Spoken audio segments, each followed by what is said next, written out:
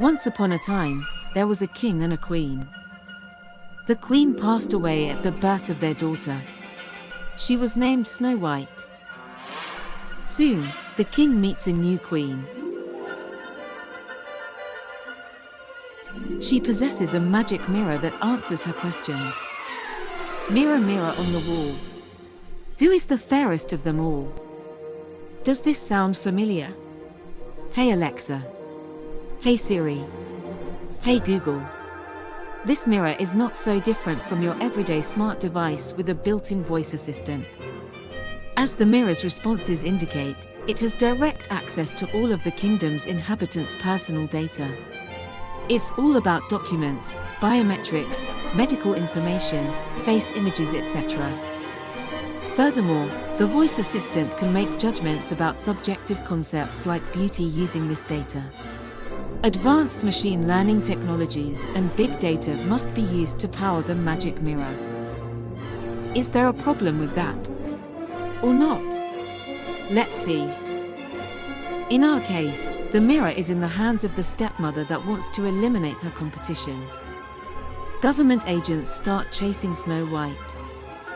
She runs in a forest, where she comes across a house. 7 dwarfs live in the house and shelter the girl. Their work is very demanding, and every day they leave home for several hours. They are cryptominers. Mirror All-Knowing tells Queen Snow White is alive, and also fairly accurately pinpoints her location. Once the stepmother has enough information on Snow White, she organizes a targeted phishing attack on her.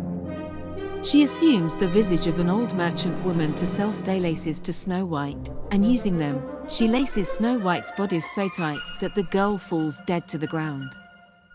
Fortunately, among the dwarfs must have been a competent expert who managed to neutralize the attack almost instantly. The dwarfs unlace the bodice to revive Snow White. The stepmother, on finding out that her attack failed, she makes another modification to the same malware. This time, she decides to use the comb.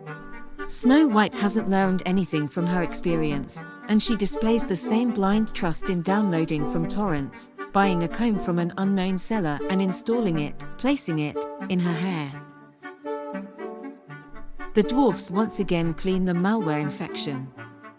At this point, the dwarfs must have conducted some cybersecurity training with Snow White. The next time her stepmother cruises by in disguise, the girl says that the dwarfs have forbidden her to let anyone in or to take anything. However, the training wasn't sufficient, and when Snow White sees the peasant woman biting into the infected apple, she believes the fruit is safe to eat. Like other users reporting, they have downloaded pirated software and that was safe. Snow White bites the infected fruit and falls dead to the ground. The dwarfs, unable to defeat the malware, do not bury Snow White, but instead put her inside a glass coffin in the hope that someday a recovery utility will appear. And indeed, after some time, a wandering information security expert, known as Prince, drops by. After some manipulations with the coffin, he finds the piece of poisoned apple or the decryption key, and Snow White is revived again.